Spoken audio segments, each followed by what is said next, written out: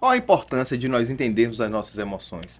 No episódio de hoje do nosso podcast Mente Aberta, a gente vai falar um pouquinho sobre esse tema, baseando-se no filme Divertidamente 2, que está fazendo maior sucesso por aí, né? Lembrando que esse podcast é patrocinado pela Clínica Fênix. Estou aqui, inclusive, com uma pessoa que é muito importante para a nossa Clínica Fênix, né? Que é a nossa psicóloga Charbel Libório. Charbel, se apresenta para a gente, por favor. Obrigada. Olá, pessoal. Meu nome é Charbel, como o Joaquim já disse, e minha história com a Fênix é muito antiga. Eu participei da Fênix em duas etapas. Desde o início, saí para o serviço público e voltei com muita alegria no coração. Já que falamos de emoções, começamos com alegria, né? Uhum. Charbel, esse filme eu achei muito interessante, que é um filme que a gente trabalha desde a primeira parte, né? Diversas coisas assim que os pacientes. Vamos, antes da gente começar a falar do Divertidamente 2, vamos trazer um pouquinho do Divertidamente 1, né? O que que esse Ah, sim. filme. Né, eu acho interessante. O que que esse filme. Eu já fiz diversos trabalhos com os pacientes de lá, e sei que Charbel já fez alguns trabalhos assim. Que reflexões, o que que esse filme trouxe, né, para ir para a mente desses pacientes? Como é que a gente consegue utilizar ele? Desde que eu comecei a me aprofundar mais na neuropsicologia, eu fui também me aprofundando nas emoções. Uhum.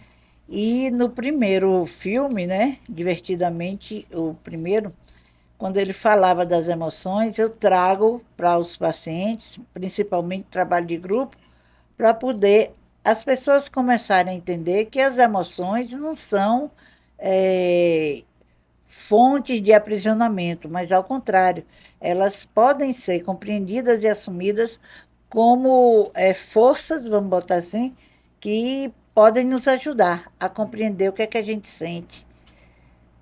Existe até uma coisa que as pessoas costumam fazer, que é muito grande, que no primeiro filme eu acho que é um dos pontos centrais, né? Que é afastar as emoções negativas. E qual a importância da gente entender, né? Da gente aceitar, da gente viver essas sensações, essas emoções. A clínica a Fênix, ela tem um viés importante, que é a humanização do tratamento. Uhum, Isso significa o quê? O paciente, quando chega, ele chega enviesado por essa coisa de eu não posso sentir aquilo que eu estou sentindo, uhum. né? É como se fosse um defeito não controlar aquelas emoções. E muitos eles pedem a medicação, né? Estou triste, estou Isso. mal, eu quero Na me hora que eu estou medicar para poder. ansioso, me deu remédio para poder acalmar essa Sim. ansiedade. E a gente vai trabalhando na direção contrária a isso, né? A gente não nega as emoções, a gente não nega o sofrimento, mas ao mesmo tempo a gente leva o paciente a compreender que ele pode começar a regular essas emoções. Óbvio que a medicação é importante, mas a gente não tem que Ah, estar medicando as emoções, né? As emoções, elas precisam. lembrando que é uma clínica que trabalha com o transtorno Uhum. quando existe um nível maior Que de cabe essa medicação. sofrimento e que precisa do suporte psiquiátrico, medicamentoso e a compreensão desse fenômeno que é feito pela equipe de terapeutas, Uhum. né? Mas fala um pouquinho sobre esse trabalho. Assim, eu já trabalhei com filme divertidamente, né? Sempre que eu Sim, passo o filme, eu acho que causa uma comoção, porque o filme ele traz um viés que é pouco, como é que eu posso dizer? É pouco entendido, explorado sim, pela nossa sim. sociedade atual, que visa tanto a alegria e o prazer momentâneo, né? A gente pede um iFood, a gente quer uma comida, pede o iFood, a comida chega. A gente quer uma pessoa, quer sexo, aperta outro aplicativo. Quer fazer tal coisa, comprar uma roupa, é o Shein. Quer não sei o que, né? A gente vai apertando. Então as É, coisas são muito agora, né? é como se a gente começasse a ser treinado para viver muito mais a alegria. Uhum. Tanto que no Divertidamente, a alegria chega primeiro e a tristeza é a bonequinha, né? O bonequinho maiorzinho assim, de tamanho, mas não tem a expressão da alegria. É mais Uhum. devagar, mais lentificado. Uhum. Acontece que, durante o filme, primeiro a gente vê que a alegria também convoca a tristeza, Sim. né? Elas não são necessariamente emoções que se contrapõem, mas em muitos momentos são emoções que se ajudam, Se né? complementam. Se complementam. Sim. Daí, assim, a gente entender, ou pelo menos começar a pensar Sair daquele estigma de que eu tenho que estar sempre bem, eu não posso ficar triste, né? Quando alguém fica triste, aí todo mundo diz: você vai superar, você vai vencer. Não, gente, a gente pode viver também a tristeza. Sim. A A gente pode tristeza errar, é estrutural também. a gente pode errar, né? A gente pode sentir isso, né? Claro que é mais legal a gente ficar sempre no alegria, mas a tristeza, inclusive, a Gestalt vem dizer, né? Terra e ouro são iguais, como elas dizem, é preciso haver esse engendramento para que as pessoas consigam se perceber a diferença de uma e da outra, né? E que elas não precisam brigar entre si, mas se tornarem complementares muitas vezes, né? Lembrando que nos momentos de dor e de sofrimento, aí vai haver, a gente evoca mais a tristeza, né? E nos momentos de alegria, de sucesso, a gente evoca a alegria, né? São momentos no dia a dia, no ambiente, que a gente vai começando a evocar mais uma, outra, ou as duas É também. isso, é como se fala, as experiências são múltiplas, né? Se você lembrar de uma memória sua, onde você fez uma viagem maravilhosa, você vai lembrar daquele momento que você torceu o pé, vai lembrar aquele momento que a roupa que você foi comprar acabou, ou aquele show, você teve que sair porque não se sentiu mal, não sei. Até em momentos onde a gente está feliz, existem pequenos momentos de tédio, existem pequenos momentos de tristeza, né? E as memórias são formadas assim. Pois é, esse é o dinamismo do ser humano e a complexidade do ser humano, que também é muito atraente, Sim. né? A gente pode se dizer como um fenômeno ambulante o tempo inteiro, porque nós somos seres complexos, né? E a gente precisa, durante todo o trabalho de terapia, a gente parte do pressuposto que compreender a si é diferente de julgar a si. Sim. A gente não tem que se enquadrar de um jeito A ou de um jeito B, mas a aceitação. Da E aí, multiplicidade, né? isso, e aí a gente parte para essa compreensão do que eu sinto, validar o que eu sinto, compreender o que eu sinto. Identificar o que eu sinto. E, aliás, identificar e nomear o que eu E sinto. nomear Né? o que eu sinto. A importância da gente, assim, uma coisa que o Divertidamente traz. Gente, eu vou fazer o possível para não dar spoilers, mas a gente não tem como a gente fazer referências ao filme sem acabar dando spoiler. Tô logo avisando. Então, spoiler alert aí, porque a gente vai acabar falando do filme, né? São as cenas, né? Pronto. E é importante porque eu acho engraçado que as crianças ficam muito felizes quando aparece a figurinha da alegria, novas personagens, novas emoções e tal. E o Divertidamente 2 traz novas emoções, né? E aí traz a ansiedade, traz o tédio, Traz a inveja inveja e a vergonha. a vergonha. E tem a nostalgia que ela não aparece muito, A né? Porque nostalgia ela, às vezes, tenta aparecer, tenta mas aparecer, todo mas mundo todo mundo recalca. recalca a nostalgia. Diz que a nostalgia não é Não o é momento ainda, dela. não é o Não momento. é ainda.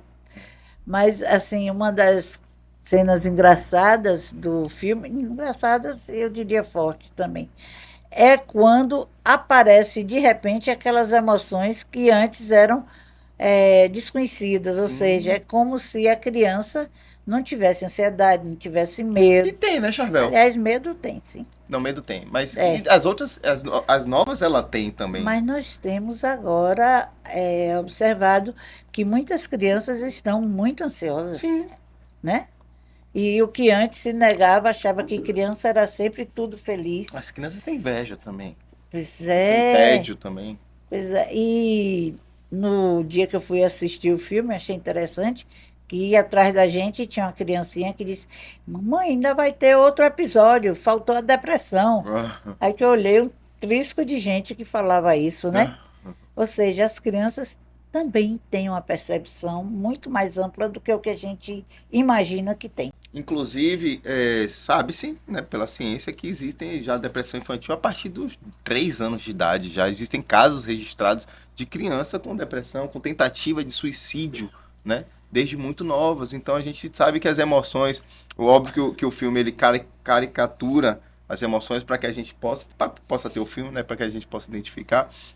Mas que a gente, na vida real, a gente sabe que as crianças, elas sentem tudo aquilo também. Você me fez lembrar um episódio de tratamento de grupo lá na clínica, na Fênix, que a gente trabalha com muita seriedade no grupo terapêutico, né?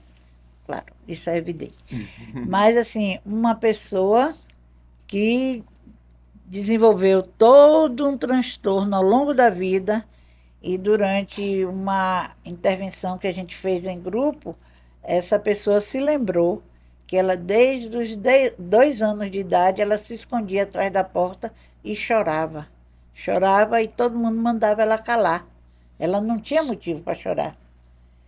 Ao longo do tratamento, a gente foi vendo que ela se culpava porque teve o episódio da morte do pai, né? E foi atribuído a ela como se ela tivesse colaborado nesse momento da morte do pai.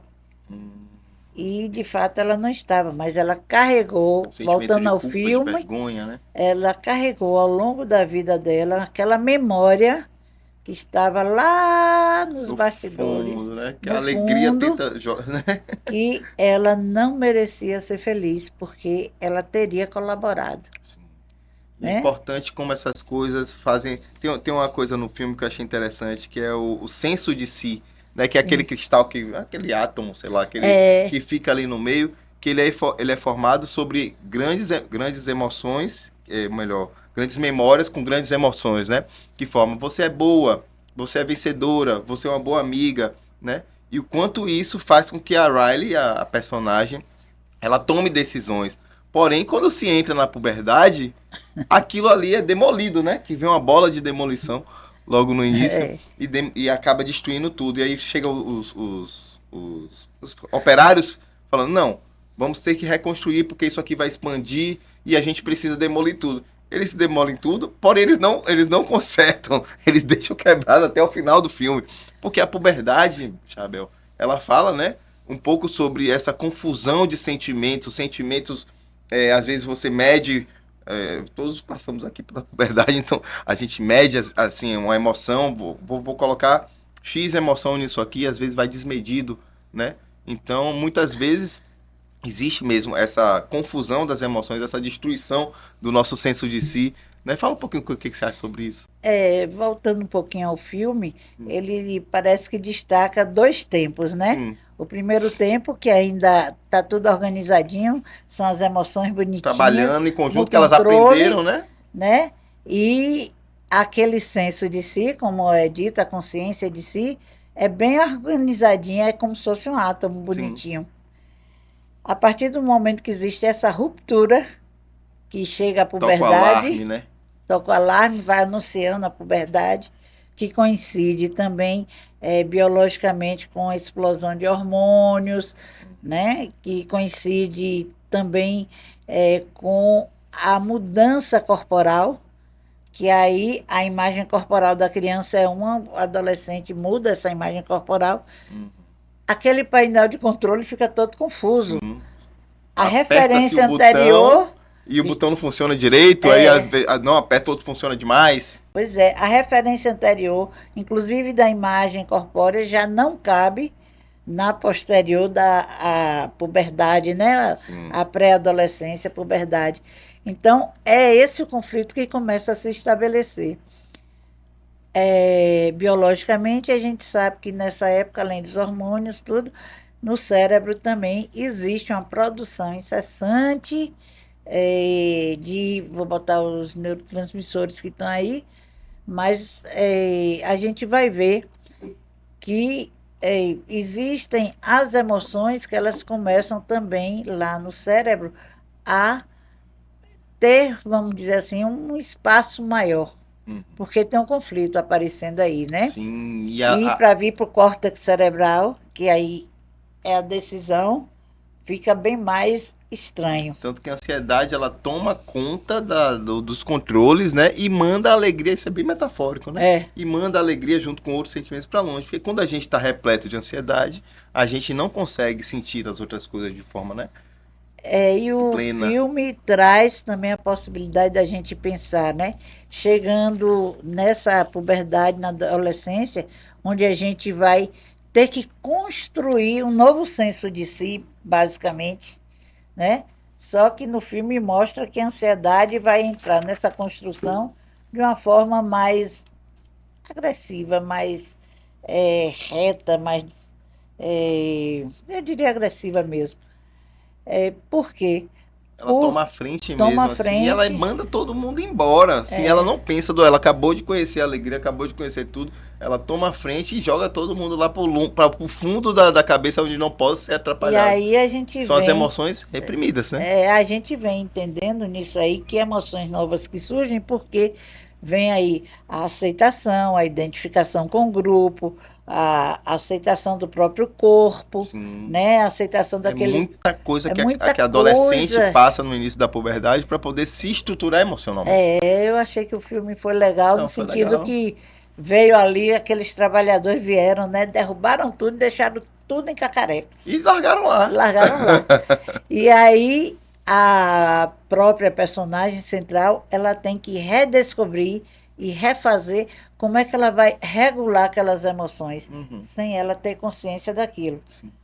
Que a Então, coisa tá acontecendo ali na cabeça aí, dela de tudo muito rápido, pronto. né? E é tudo em Aí, 3 dias. aí o que vem mais é o sentimento da inadequação, Uhum. né? Até porque, pensa assim, uma coisa que acontece que logo no início é que as amigas dela vão deixar ela, né? Então Sim, ela já está se sentindo inadequada. Ela já está cheirando mal o que ela fala, né? Ela já está sentindo as coisas todas da puberdade. E aí as referências que tem, é uma coisa que a gente até discutiu, né? A Ilha da Amizade, que é maior do que a Ilha da Família na adolescência, sim, né? sim. A Ilha da Família desse tamanho do lado. A Ilha da Amizade enorme, assim, porque a amizade é tudo para ela naquele momento. E as amigas falam que não vão mais Achei estar também outra metáfora interessante, quando fala da família, né, como uma coisa estática, os três bonequinhos bonequinho no estáticos. cantinho, assim, né? E das amizades, das relações, é Mexendo. colorida, é grande, É bem como né? adolescente começa a ver, né? A família e Que o tal. adolescente ele parte para a identificação com os pares, né? Sim. E Os aí grupos, os grupos e assim tem que botar a mechinha cor para de poder estar abóbora lá inclusa no para se grupo. identificar. Eu faço parte, Sim. né? O adolescente vem com esse sentimento Você de botou essa mexinha pertencimento. verde por causa disso também, né? Não, você sabe que eu boto, cada dia eu boto a mechinha de acordo, né? E engraçado, assim, vocês não têm noção o que a pessoa é capaz de fazer para se adequar, né? Sim, Para se identificar num grupo. E você vê que no filme mostra isso muito bem, que ela acaba virando as costas para as amigas, né? Ela se sente traída logo no início, se sente muito triste, e vira as costas também. Ah, eu tenho que pensar no meu futuro. Que aí, rapaz, você está tocando num ponto dolorido para o pessoal, viu? por quê? Porque quando tem essa coisa de para o sentimento de pertencimento, eu tenho que Uhum. ser aceito. Eu acho isso Para estrutural, sabia? isso, Eu acho sim, estrutural. para isso eu rompo com aquele padrão antigo que eu tinha, o que eu conhecia, Que o que estava acontecendo dentro dela é o que estava acontecendo fora né? também, né? Eu rompo, no caso da personagem, eu rompo para ser aceita. E o conflito interno que gera nela, Sim. né? Aí ela olha, não é? E as duas amigas ficam lá e ela fica buscando a aceitação do novo grupo e o conflito está lá dentro, Sim. né? São emoções, olha, Conflitantes. conflitantes. Conflitantes. É engraçado, gente, que até pessoas que atualmente, não, vamos pensar na adolescência, na nossa, na vida real, né? Existem grupos, a pessoa fala, não me identifico com grupo nenhum. Aí várias pessoas que não se identificam com grupo nenhum formam um grupo Dos não dos não identificados. E aí dão um nome para isso, né? Então, vai surgindo novos grupos sem nome, aí depois dão um nome e tal. Mas o que é geral da nossa, da nossa raça humana mesmo, né? É que nós somos seres sociais e a gente precisa se identificar com o Eu grupo. diria que nós somos seres relacionais. Fale sobre isso aí. Por que você... Ah, Freud falava sociais. eu estou falando isso aí, mas não é criação minha, não, né? Mas assim, a gente vive em função das relações. Sim. A gente vive construindo relações, relacionamentos. E isso tem a ver com as emoções mesmo, porque na base nossa, né, a gente precisa de ter esse esteio, né, que vai nos colocando de uma forma crítica ou não, diante do outro, diante de si mesmo, diante do outro, né? Uhum. Me permita também falar um pouco que lá na clínica, lá na Fênix, a gente trabalha muito com a dependência química. É uma clínica de saúde mental, mas a gente tem um viés consistente, um trabalho consistente em dependência química. E nós temos 2 momentos do trabalho desenvolvido com pessoas que desenvolveram a dependência. Um primeiro momento onde eles internam-se, fica durante um tempo lá e a gente vê claramente. Atualmente nós estamos abordando a relação do sujeito com a droga, com o objeto, com o jogo, a gente está chamando de objeto, que pode ser a droga, pode ser o jogo, pode ser compras. E a gente vê que emocionalmente são indivíduos muito vulneráveis. Ou seja, eles vêm de uma pouca estruturação, vamos botar assim, uma estruturação emocional precária, onde eles buscam na droga aquilo que vai dar conta daquela eu não quero Vazio, né? usar a palavra vazio, porque Eu já usei sem querer aqui. mas o que vai dar Daquela conta daquela falta. lacuna, né? Lacuna. Lacuna. Pronto. Ok. É, É porque e quando eu falo vazio, eu lembro do vazio fértil também, né? Que o vazio nem sempre é uma também, coisa negativa. é porque assim a gente está investindo muito nesse entendimento Uhum. para que saia um pouco do preconceito de ser um drogado é um cara fraco. Não é isso. Aquele que faz o vínculo com aquilo que o constrói e o destrói é alguém que, na parte emocional, né, a gente vai botar aqueles núcleos que o filme retrata muito bem, aqueles núcleos eles são frágeis, se derrubaram muito, Uhum. né, ficam Apagam, né? apagam, ficam lá recalcados. E no segundo momento que a clínica trabalha, depois da internação, é a manutenção da abstinência, o período da reestruturação. E a gente tem investido muito nesse cuidado com as emoções, né? A importância deles identificarem o poder sentir, sem ter que se destruir. E o que eu acho importante, desculpa te É interromper. só assim, a gente finaliza um pouquinho essa parte dizendo a importância de eh, regular essas emoções, né? Modular essas emoções.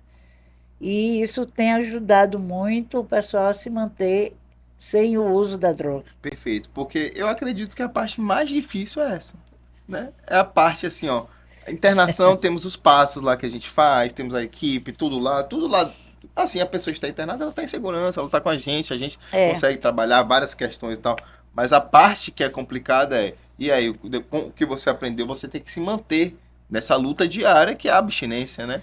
Então essa luta diária começa com um passo que para mim é um dos primeiros passos, que é a identificação de emoções, identificação de sentimentos, identificação de dificuldades, quais são os seus, onde é que, quais são o ponto cego, o que que você não está enxergando, né? Então essa parte que é toda a ver com identificação, que é o primeiro passo da parte da recuperação para mim, que eu aham. acredito, é o que eu acredito que é a coisa mais difícil. É interessante que no pessoal do ID, né, na internação dia, eles trazem muito como se sentiram, né? Como se sentem. Por que que tá vindo tais e tais sentimentos? E aí a gente traduz esses sentimentos que seria uma teria uma cognição presente, mas que a emoção é que chega impondo aquele sentimento, né? Uhum. Que a emoção ela é mais imediata. Eu senti, pá, o sentimento ele pressupõe uma construção, Construção. né? Pressupõe entender o que é que eu estou sentindo. É, inclusive o filme ele fala sobre novas emoções, mas na verdade eu acho que o tédio e a inveja são sentimentos, né? Então talvez emoções construídas, vamos pensar assim, né? O tédio tem. O filme bota mesmo aquele tédio de Deprê nada mesmo com assim, né? nada, até o controle dele é Na na mão. mão ali fazer nada.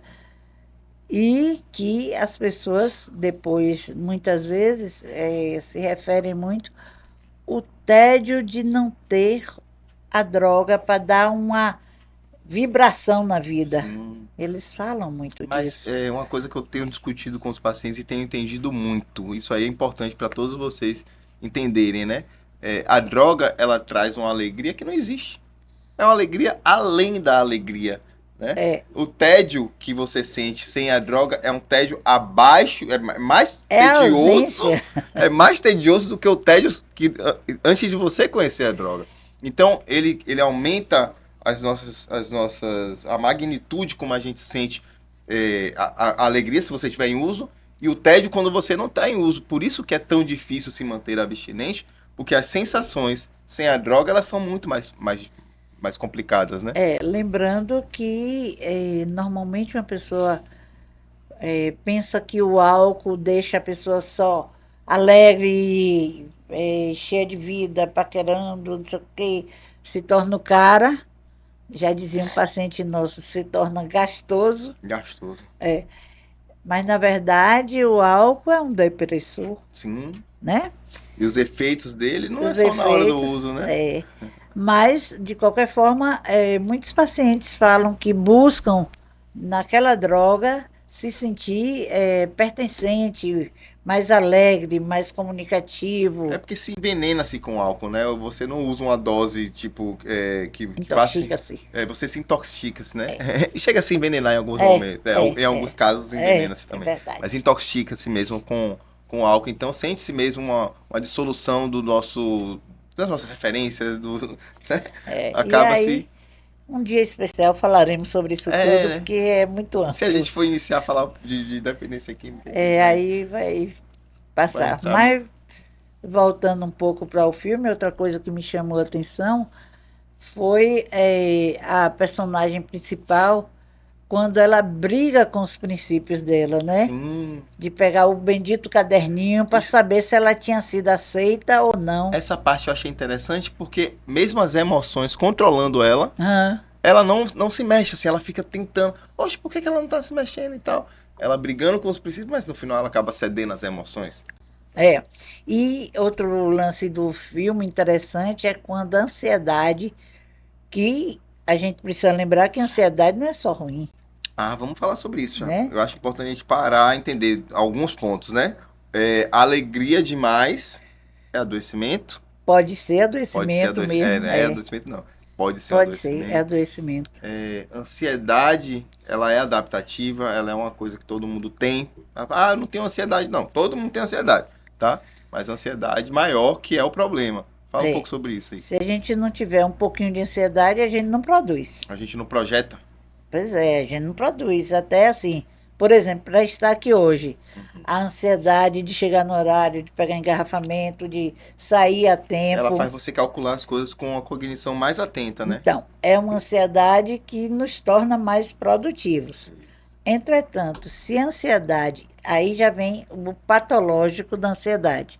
Se ela começa a me dominar, eu perco o meu senso, eu perco o meu Quem eixo. você é, né? Onde você precisa chegar. Você avalia tudo de uma forma negativa. Como foi lá no negócio das almofadas, né? Quando ela começou a utilizar. Sim, a cena das almofadas. Quando a ansiedade começou a utilizar a criatividade, a imaginação da Riley Projeta. para poder projetar situações negativas de possíveis erros que ela poderia cometer. Achei muito legal, porque criava um ambiente seguro para projetar As piores coisas possíveis. as piores coisas possíveis, para prever as piores coisas possíveis. Uhum. Né? E aquilo gerava um estresse tão grande que a personagem não dormia, não conseguia dormir. Sim, né? Nesse momento que ela... Oxe, por que tá claro? Ela não estava conseguindo dormir, né? Né? Que é como a gente fica quando a gente está ansioso, muitas vezes, pensando só em coisa negativa.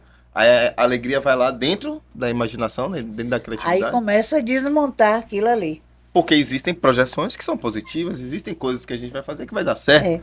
Então, assim, é interessante também quando a gente pensa que as pessoas começam a se dizer: fulano, eu sou ansioso.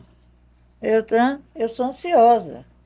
Não, eu não sou ansioso. Isso é várias coisas. Eu estou ansioso, pode ser, eu estou ansiosa, mas eu não sou.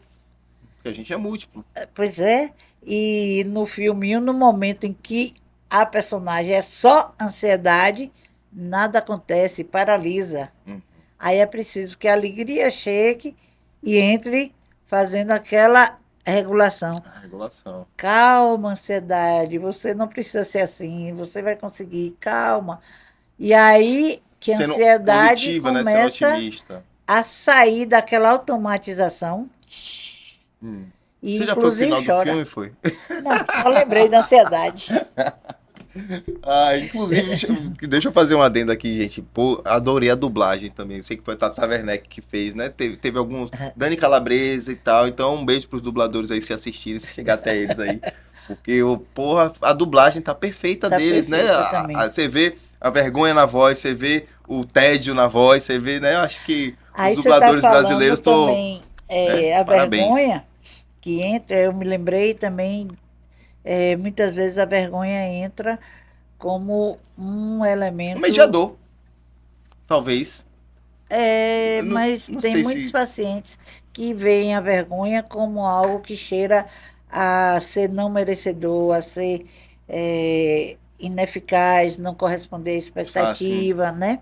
A gente está falando do adoecimento Do adoecimento. Sim. das emoções, a gente está falando disso. Mas vou te falar uma coisa, Xavier. Do não, distante do equilíbrio, Sim. mas do adoecimento, né? Uma coisa que eu trabalhei uma vez com um grupo de DQ lá, de dependência química, é que se a gente utilizar as nossas vergonhas, os nossos fracassos, as nossas tristezas, como um impulsionador para que a gente acerte, e como impedimento mesmo, assim, a gente sabe que aquela situação causou vergonha, identifiquei ela, não vou repetir. Quais são os passos que eu fiz para acontecer? Vou evitar esses passos.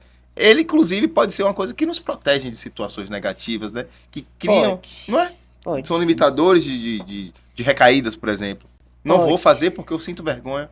Não, Pode. vou fazer. Não. Você entende? Pode, mas isso depende do registro interno que a pessoa tem, Sim. né? Ou seja, nem sempre o que a gente sabe dá conta do que a gente sente, Sim.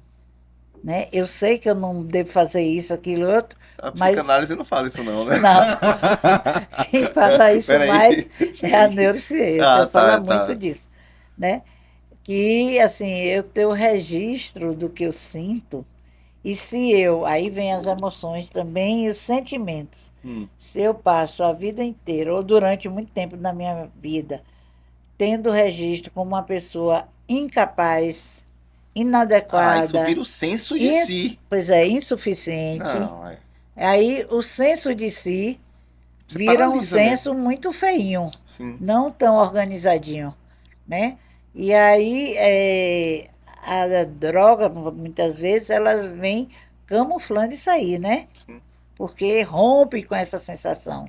E, às vezes, também, o próprio transtorno mental, ele, quando a pessoa desenvolve mesmo, é como se o cérebro precisasse daquele momento de surto como uma segurança para não acontecer algo pior, Uhum. né? Como uma oportunidade, inclusive, né? Porque, assim, sim. quando vamos pensar na situação, né? Quando acontece que eles estão desesperados e as coisas estão se vou pro final do filme de novo, mas depois e as coisas estão dando errado, eles estão lá no furacão e voltam, enfim, um monte de problema.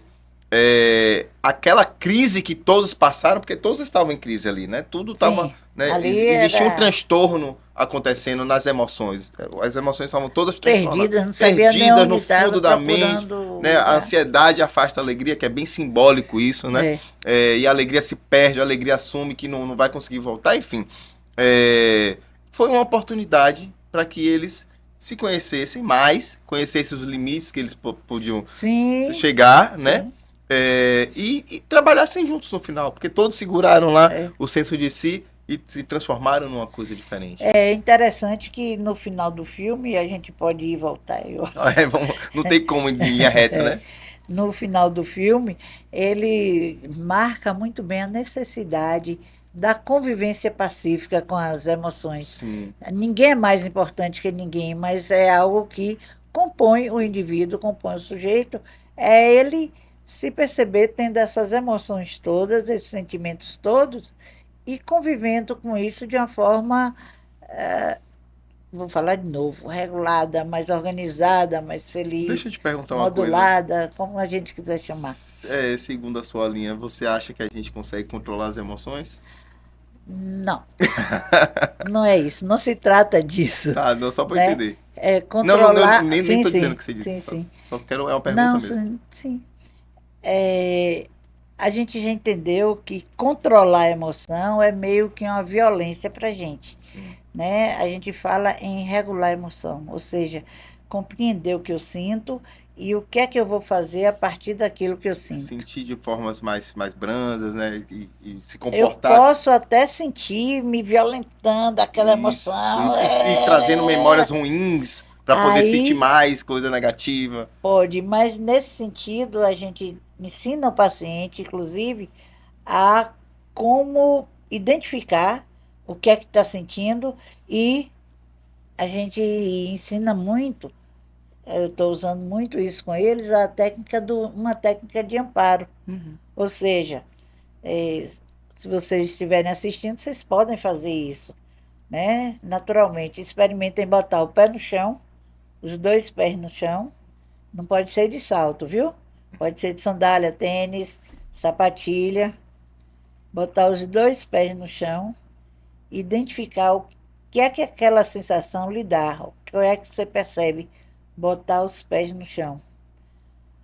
Lá, quando a gente está com grupos que eles estão muito mexidos Agitado, né? emocionalmente, aí a gente volta, bota o pé no chão. Primeiro, o que é que você sente botando o pé no chão? O que é que você identifica? Geralmente o paciente diz: eu senti firmeza, eu senti segurança. Aquela mensagem o cérebro vai captar na hora, né? Onde estava uma ebulição, Agora existe uma certeza. emoções, sentimentos contraditórios. Aí, quando eu boto o pé no chão e eu paro, ou seja, eu não estou controlando o que eu sinto, eu estou me dando Dando conta do que conta. eu sinto, né?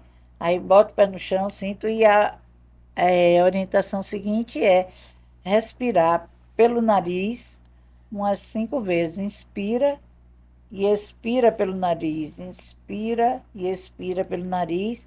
E muitos pacientes dizem assim: parece que limpou uma coisa na minha cabeça. Você tá contando o que a Riley fez também no filme, né? Que no final das contas, inclusive, é uma técnica. Quando eu vi a ansiedade lá, ela É, começa a se desesperar, tentando tomar conta de tudo, e entra em turbilhão, né? Que é, aí começa a crise de ansiedade, que pode se que era o desenvolver para um pânico. pânico, É, né? ela entra Ela entra quase que em em pânico. estado de pânico, ela E o começa coração, taquicardia, sudorese, né, e tudo mais, ela respirando fundo e tudo mais.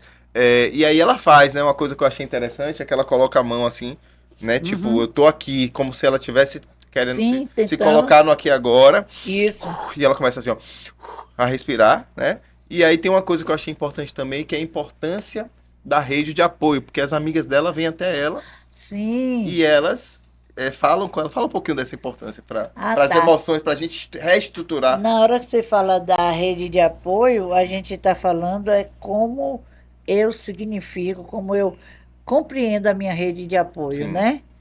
No Eu dou caso, espaço para que essa rede de apoio também, né? no caso lá da personagem da Haller, é, as novas amigas não funcionaram como rede de Não. apoio. Era o desejo dela Sim. ser tal qual com a mechinha vermelha, porque significava ser aceita. Mas em momento nenhum aquilo deu conta como rede de apoio. Sim. Ao contrário, o que funcionou como rede de apoio Eram as foram amigas as antigas. amigas que voltaram e chegaram. E aí, o que é que você Você tem? tá bem e E tal. aí vem o gesto que concretiza, né? Aqui, A tchá, tchá, amizade. Mas uma coisa que é formaliza ali. importante, assim, ó, o filme não teria acontecido se ela tivesse sido sincera com seus sentimentos. Primeiro, com suas emoções. Logo no início, né? Isso aí foi uma coisa Sim. que a gente falou, mas que eu acho importante linkar com esse final, né?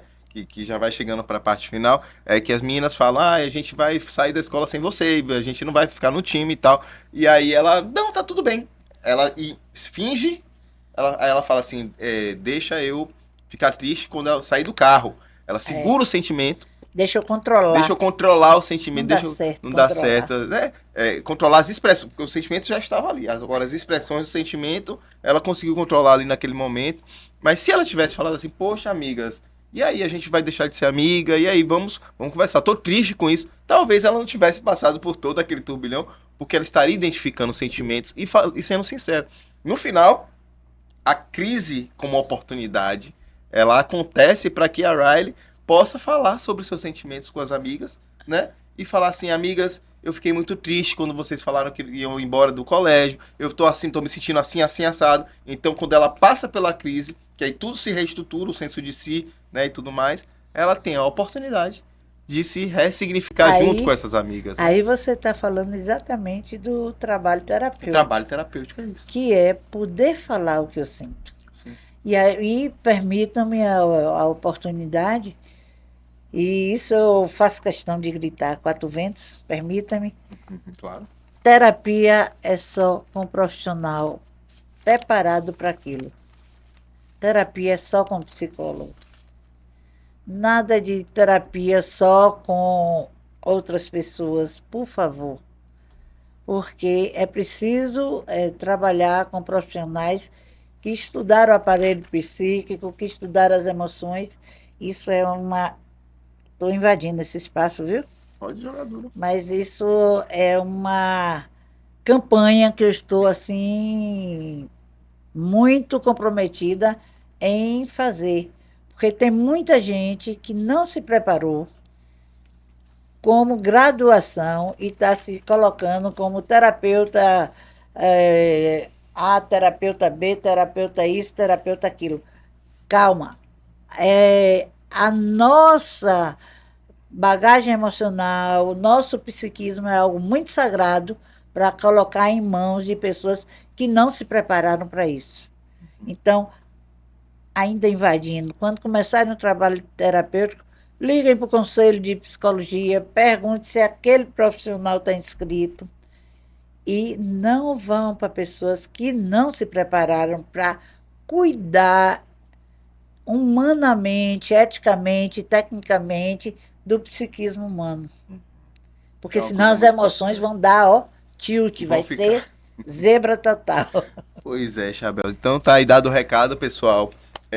Tem várias coisas no filme que eu acho interessantes, Chabel, assim, como tem a chuva de ideias, né, o brainstorming. Ah, sim. Tem o tornado de emoções, né, que elas entram no tornado com chuva de ideia e tudo mais. Tem a grande ideia, tem várias metáforas muito legais que dava se a gente for discutir uma por uma aqui. É um filme muito denso, muito na verdade, muito rico. Existe uma capa, né, que é os bonequinhos e tal, mas existe uma profundidade, inclusive até na forma, pelo que eu estava lendo, até na forma como eles desenharam, né, que a ansiedade ela é sempre um ponto se equilibrando, né, com um negócio aqui quase explodindo, né, a vergonha, a ansiedade não tem nariz, porque a gente não consegue respirar direito. Quando a gente está na crise de ansiedade, no pânico, respira, todo mundo diz, respira.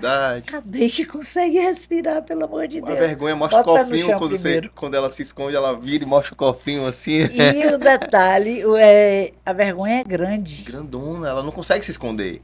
A vergonha não consegue se esconder. E ela é grande, grande. Entretanto, a inveja é pequena. A inveja...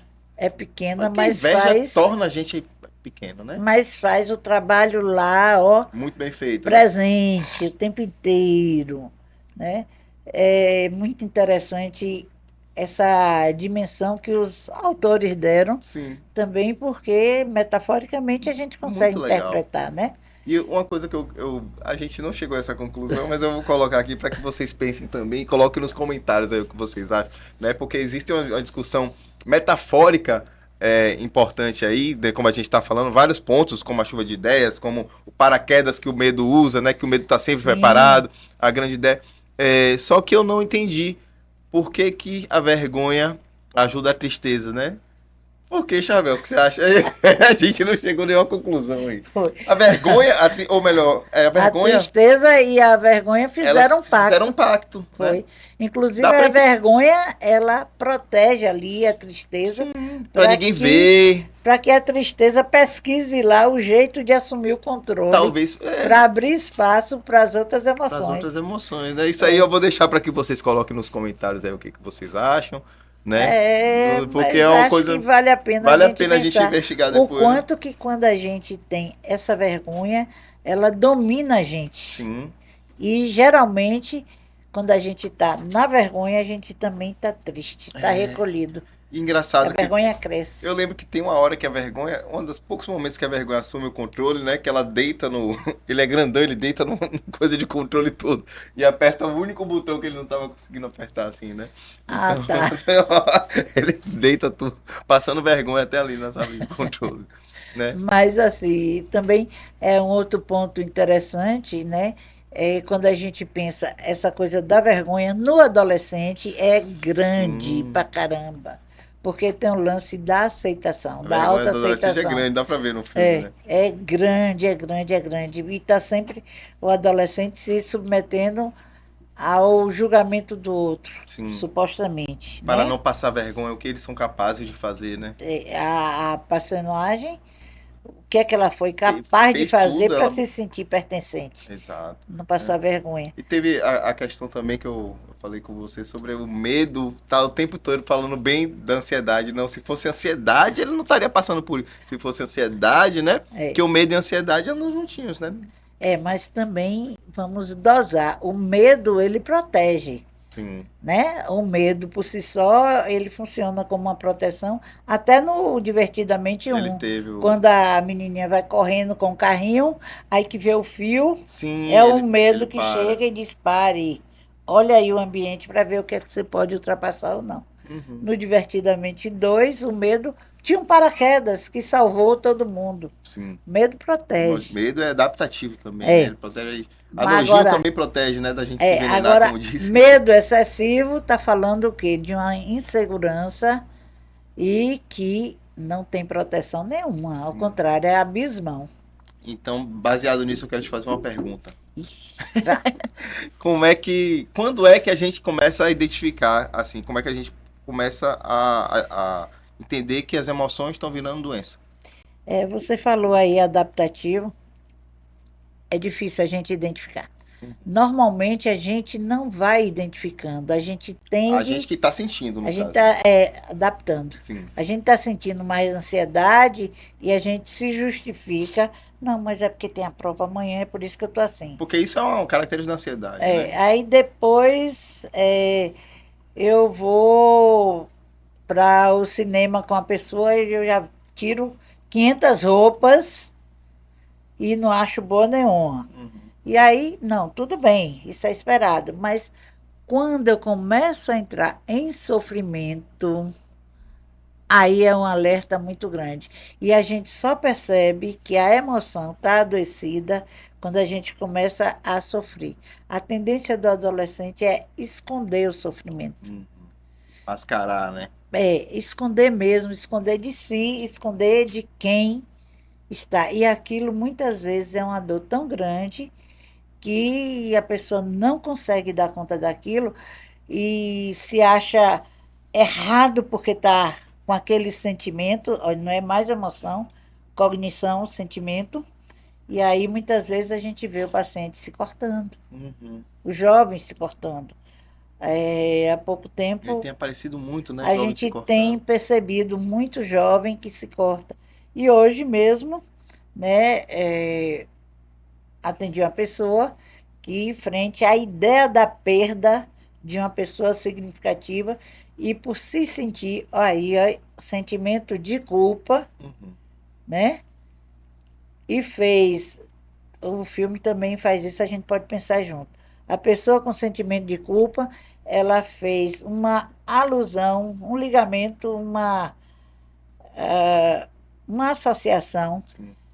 com um episódio que teria brigado com essa pessoa e depois a pessoa paciente fez ligação um episódio que brigou com uma figura referencial, né? E essa figura referencial adoeceu. Na verdade, a doença da figura referencial já estava em andamento, E né? ela se sentiu culpada. E a pessoa se sentiu culpada achando que tinha sido pela briga. E aí veio, Charbel, eu quero me cortar.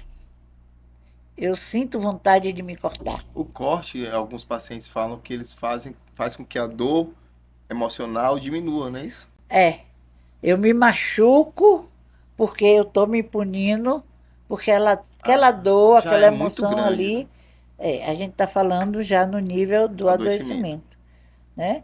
Eu me corto porque eu estou me punindo, porque eu não sei o que fazer com aquela dor. Daí não dá para controlar as emoções, dá para aprender a regular. Sim. E aí que entra o terapeuta, né? Criando Exato, ferramentas terapeuta novas. inscrito no conselho. Ajudando a criar novas ferramentas. Sim. Ou a aprimorar as ferramentas que a gente tem. Sim.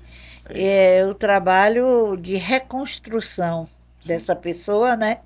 Passa necessariamente pela convivência saudável com essas emoções e com esses sentimentos, que é o finalzinho do filme, né? Sim. Depois da dor, do pânico, da agonia, aí eles entendem que podem sentir, que podem conviver em uma harmonia. E aí a gente vai em frente. E eles descobrem, né, no final, que cada pedaço de nós faz a gente ser quem nós somos e que não adianta a gente excluir um pedaço, porque nós somos parte de um todo muito complexo, como você fala. E saúde mental, é você se amar com toda a sua multiplicidade. Eles perguntam muito como é que eu faço para me amar. Aí a gente pensa muito assim, como é que é a gente aceitar que a gente é desse jeito A, B ou C, podendo melhorar e cuidando da gente nesse processo de melhorar, né? E aí a gente começa a trazer a ideia de cuidar de si com carinho, significa amar a si, né? E aceitar. Mais uma coisa, voltando para um ponto, né? Eu acredito que não tem como você entrar nesse processo de recuperação se você não identificar o que você está sentindo, se você não souber nomear, se você não souber. Então, terapeuticamente falando, eu acho muito importante. Existem pessoas, não sei se vocês já conheceram na vida de vocês aí, mas já passaram algumas na minha, que são adolescentes emocionais, que a gente chama, né? Que são pessoas que são adultos, mas que não sabem nomear o que está sentindo, que não sabe nomear o que está desejando, que não sabe nomear o que está querendo, né? Porque não tem um senso de si muito bem formado, porque é tudo em ebulição. Cabe-se a essas pessoas serem encaminhadas a uma terapia, a um psicólogo. A gente vê que pessoas exatamente com esse perfil são fortes candidatos a desenvolverem a dependência em algo. É isso. E nem que seja no outro. É isso. E nem que seja no outro, né? É. Causarem algo para si ou para o outro. É. Pessoal, e tem também diversas doenças que acho que a gente não falou ainda, como o transtorno bipolar do humor, né? Que, assim, uma coisa que eu acho muito interessante é que, às vezes, o excesso de alegria, a excitação que o paciente vai sentindo, que a pessoa vai sentindo. Tô fazendo compras, tô saindo demais, tô transando demais. Isso faz com que a pessoa não tenha autocrítica que tá doente, né? Fala um pouquinho, Chabel, sobre você lembra de outros transtornos que as emoções trazem? Nesse caso aí que você está colocando, eu vou lembrar de uma paciente que ela diz assim, eu estou tão feliz agora, Chabel, estou saindo, estou comprando, comprei um iPhone para minha neta, comprei não sei o quê, aí saiu listando a viagem, inclusive, para a Europa, que já tinha comprado e tudo. Aí eu disse, calma aí, tem algo aí a ser visto. Por quê? Ela tinha um período depressivo, né, no isolamento, com pouca interação, e aí, por conta de outros fatores, que não é o caso agora para poder colocar, ela entrou no período mais da desinibição, da alegria. Ela dizia que estava muito feliz. E como é que uma pessoa que está muito feliz fala que está doente, né? Pois é, né? E queria ir para a Feira de Santana, já tinha marcado um táxi para ir, por aí vai, fazer tudo ao mesmo tempo. Então, nisso aí a gente vê o seguinte, todo mundo do grupo ao redor vai pensar o quê? Poxa, fulano está muito alegre, está produzindo, está Tá fazendo ótimo. muitas coisas, está arrumando a casa, está com planos. E, na verdade, a pessoa tinha entrado no nível da hiperexcitação, que a gente chama de hipomania, Hipomania. né? E a hipomania, ela é muitas vezes a expressão visível de algo que está lá dentro, que é do transtorno bipolar. Então, o transtorno bipolar, ele se caracteriza por fases, né? E a gente não vai entrar em maiores detalhes, mas tem uma fase de uma excitação, de uma desinibição, de namorar, de conversar demais, de fazer tudo na intensidade e no excesso, e tem uma fase onde ela se recolhe, ou é tristeza sendo chamada de novo, Uhum. né? Que são Então, os extremos, os assim, né? extremos, aí fica na tristeza, na pouca interação, no sofrimento. É um cansaço e a família diz, oxe, E que muitas vezes o traz. que é isso? Você estava ótima, por que está assim? Levante. E um grande engano. É falta de fé, é falta de Deus. Não existe isso, não existe falta de fé, não existe falta de Deus. Existe, pode estar existindo um transtorno, Sim. né?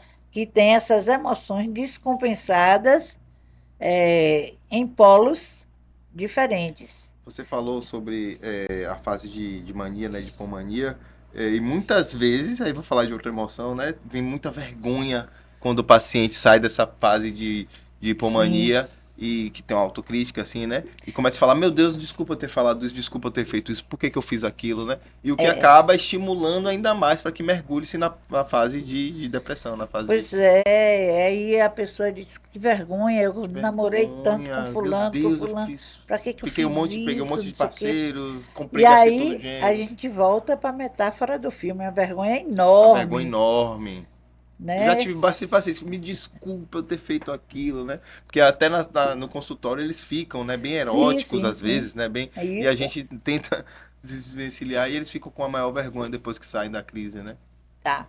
Uma outra emoção também que a gente pode pensar é aquela raiva excessiva. É, transtorno explosivo intermitente, tem esse. Mas eu vou pensar não só nisso aí, eu vou pensar no caso do usuário de álcool, que muitas vezes ele Ah, desenvolve sim. aquela Perfeito. agressividade intensa, né?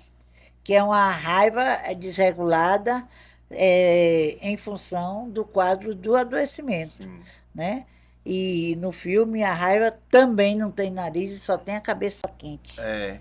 E a raiva, quando você está alcoolizado e tudo mais, ela sai ali porque o seu subconsciente está dissipado, né? É. Então você acaba. Aí a gente vê esse episódio também. E muitas vezes a gente vê no adolescente casos que eu não vou me deter muito, mas é o TOD, né? Trans- O transtorno Opositor, opositor e desafiador, desafiador. onde tem um adolescente que tem a ver com autoaceitação também. Uhum. Ele sempre se julga errado e questiona e reivindica tudo, e o outro é que está sempre errado, né? É culpa sua, eu sou uma merda por culpa sua, né? E o desafiador ele está sempre levando em questão diante das figuras referenciais. Eu acho importante falar um pouco sobre esse transtorno que eu falei, né? Transtorno explosivo intermitente. Conheço muita gente que tem isso e não sabe que é. Sabe que, tipo assim, você percebe-se que é um transtorno quando você está transtornando o ambiente, né? Então tem pessoas que, pô, sei lá, você pisa no pé e a magnitude com que ela apresenta o comportamento de raiva não cabe, né? Tipo É, assim, vou bater, vou matar, vai acontecer e tal. Então, cabe-se, gente, e deixar bem claro mais uma vez, depois eu vou falar de novo, só para quem não ouviu, que tudo isso precisa ser avaliado por um especialista na área de saúde mental, tá? lembrando que muitas vezes a gente tem respostas desproporcionais ao fato em si, Uhum. né? Mas quando isso pode ser um acontecimento Agora, uma se for vez em quando, frequente, mas quando ele se repete, se a maioria repete, se dos repete, transtornos, a gente vê a necessidade do especialista isso, ser acionado para poder ter, além do olhar cuidadoso, o olhar técnico ter a condução adequada. A maioria dos transtornos tem a ver muito com frequência, né? Com o que acontece, Sim, né? sim. Que não Na é só... verdade, a gente vê que os transtornos, eles têm a marca da emoção desregulada, Isso. né? A A gente vê magnitude desenfreada, assim, né? Coisa que não é medida pro isso ambiente, em né? tudo. A gente vê também pacientes que chegam assim, tem uma dificuldade enorme com a autoaceitação, que vai lá no filminho, Hum. né? Que tá lá a identificação com as pessoas com quem ela convive e se sente sempre meio fora da curva. Uhum. Aí Inadequado, né? disfarça, inadequada, disfarça o que pode, mas quando fica sozinha é um momento de dor, é um momento de sofrimento, é um momento de, vamos dizer assim, de um choro só, e às vezes começa o que o filme traz, né? Eu não vou conseguir, eu não mereço, Uhum. eu sou inadequado, E essas né? frases são para a gente prestar bastante atenção, porque um suicida, por exemplo, ele começa muito com essa coisa de desvalorização, de autocrítica muito forte, de repetição de palavras negativas. E cabe-se a gente manter um ouvido atento, familiares, colegas, pais, enfim, professores, manter a atenção, porque às vezes a pessoa não vai pedir socorro, ela vai falar: eu não presto para nada, eu não sirvo para nada, né? Minha vida não tem Minha vida não sentido, tem sentido. para que viver? Sim. Né? A gente sabe que o suicida, né, a pessoa que pensa em suicídio tem fases, né? A primeira fase ele pensa, puxa, se um ônibus me E atropelasse, se, né? e se Deus me desse uma doença, mas é como se fosse alguém fora de mim que fosse responsável pela minha dor, pela minha morte. Um pensamento sobre a morte, né? Aí são as ideações que começam a acontecer. As ideações já começam. Aí na fase seguinte ele já começa a pensar, eu nesse processo, eu poderia ficar na frente do ônibus, Sim. né? Eu poderia ficar junto de alguém com a doença grave, um Covid, para eu pegar Poderia me colocar também, em situações de me risco, colocar em situações de risco. que já é o pensamento suicida, né? Já começando. Aí, numa outra fase, a pessoa elabora detalhes, Uhum. tipo, eu vou pegar a corda, eu vou pegar remédio, eu vou, não sei o quê. E na quarta fase é a tentativa em si. Sim. E isso tudo tem a ver com emoções desreguladas, Desreguladas. sentimentos desregulados e isolamento e sofrimento também, Uhum. né? Tem também o medo, né? O medo, E o medo. fobias, né? Sim, sim. Pânico, e É. tudo mais. No medo a gente tem inúmeros tipos de medo, né? Que são as fobias. Por exemplo, é muito comum a gente achar por aí pessoas que têm medo de buraco. Ou pessoas que têm medo de palhaço. Na Bahia tá complicado, né? Na rodovia, assim, nas estradas. Ou Tá seja, complicado. a gente vai associando Hum. os nossos medos, muitas vezes com episódios que aconteceram lá, que eu me senti desprotegida, e Sim. aí eu trago a memória do filme, aquelas Essa bolinhas, fobia né? tem sempre muito a ver com memórias, né? Às vezes Sempre. memórias reprimidas, às vezes memórias traumáticas, assim. E pode ser transtorno de estresse pós-traumático, né? Que foi uma coisa que aconteceu, que você teve um boom de medo ali, muito É. grande em pouco período de tempo, e que você Sim, não sim. soube administrar essa sensação. Não conseguiu, na verdade. Isso, não conseguiu. Vamos botar, Não soube não conseguiu. não soube, traz muito para o sujeito. Não Tadinho. conseguiu, pode ser Que é doença, né? até reações externas. Então, no estresse pós-traumático, a gente vê muito caso, por exemplo, situações de abuso sexual, que a jovem, ou o jovem também, né? Menina ou menino, ou adulto também, não consegue falar sobre aquilo, que sofre, e muitas vezes aí Às vezes tem culpa, vergonha. tem a sensação de culpa, e aí passa a se condenar porque se vê como alguém que não poderia ter sentido o que sentiu. Uhum. E aí a gente vai muitas vezes para o transtorno obsessivo compulsivo, né? Que a gente fala muito do TOC. O toque quando é muito intenso, da gente vai pesquisar lá atrás, nas escutas, a gente vê que provavelmente teve um episódio ligado a um momento Onde não tinha um controle, né? sexual e que a pessoa, ou erótico até, Uhum, e que a pessoa se condenou por ter sentido aquilo, nem que seja uma reação fisiológica mesmo, uhum. Nem né? que seja uma reação positiva, né? Às vezes a pessoa se vê, e isso é muito comum, com adultos da família que levam aquela criança a ter um momento de abuso mesmo, e fisiologicamente, por ser uma região de muita inervação, muito sensível, a pessoa pode sentir um certo prazer Sim. fisiológico, sentiria de qualquer jeito, Isso. mas a pessoa associa a culpa de ter sentido. E É aí passa a vida inteira se tentando se culpando. proteger, e a gente tem pacientes que Não se se relaciona com limpam ninguém, né? muito, tomam muito banho, que é tudo organizado, Para poder se limpar dessa sujeira de ter pensado em ter de ter aproveitado, ter sentido. sentido, né? É. Eu já tive um paciente assim, né, que ele se martirizava muito por ter aproveitado o abuso, sabe? A Sim, sensação que ele tinha, a culpa que ele sentia é porque no abuso ele sentiu prazer, né?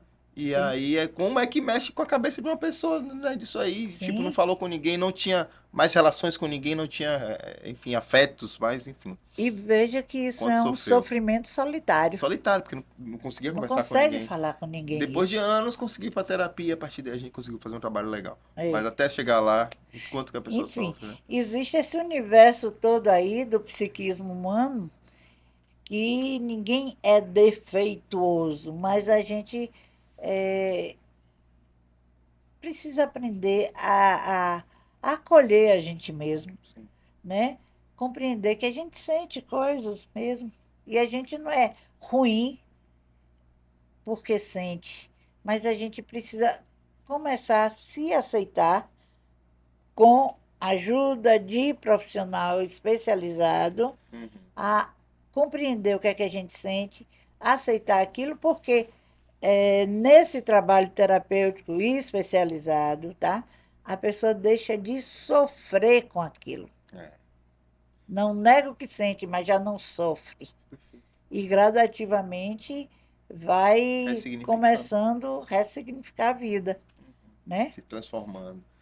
Por isso que psicologia é ótimo. É, sou suspeita, né? Sou psicólogo, então. Pessoal, é importante a gente falar. Existem vários livros, né? Como Inteligência Emocional, estava copiando o nome aqui, Daniel Goleman, ele fala sobre a importância da inteligência emocional, né? Mas, mais uma vez, como eu disse, quero repetir, o mais importante do que tudo isso é que a gente procure um tratamento se vocês estiverem sentindo que aquelas emoções estão causando transtorno na sua vida, estão te impedindo de fazer o que você costumava fazer antes, ou que aquilo ali já está causando sofrimento acima do que você acredita que seria o normal, né? Procurem terapeuta, psicólogo, né, especialista em saúde mental, enfim, e o psiquiatra, se você estiver achando que a coisa já não está mais legal, né? Charbel, obrigado pela sua participação. Eu sei que a gente tem um monte de coisa para falar aqui. Quando eu e o Charbel a gente se junta, a gente esqueça. A gente acaba derivando aqui, porque é da minha área de estudo também, né?